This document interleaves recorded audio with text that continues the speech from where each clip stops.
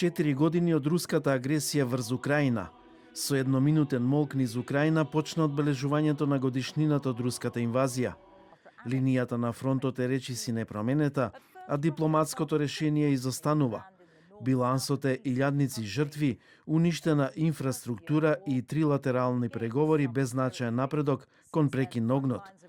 Инвазијата што ја почна Русија под водство на Владимир Путин на денешен ден во 2022 година, според проценките на Москва, имаше за цел да доведе до брз колапс на украинските власти. Утрото на 24 февруари, рускиот претседател Путин го објави почетокот на специјална воена операција во Украина. Војната ја оправда со тврдења за демилитаризација и денацификација на Украина, заштита на населението во Донбас и наводната закана од ширење на НАТО на руските граници. Планот беше брзо да се скрши Украина и политичка промена во Киев, но тоа не се случи. Украинскиот претседател Володимир Зеленски на 4 годишнината од инвазијата изјави дека рускиот претседател Путин не ги постигнал своите војни цели во Украина. Путин не ги постигна своите цели. Тој не успеа да ги скрши украинците. Тој не ја доби оваа војна. Ние ја браневме Украина и ќе направиме се за да постигнеме мир и да преовлада правдата. На комеморативните настани во Киев присуствува и европските лидери. Председателката на Европската комисија Урсула фон дер Лајен ја нагласи непоколебливата поддршка за Украина.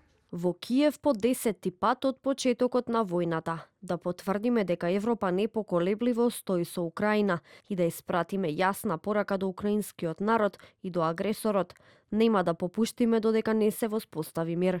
Пропадна и обидот на Европската унија да испрати моќен сигнал кон Русија откако Унгарија стави вето на 20-тиот пакет санкции кон Москва.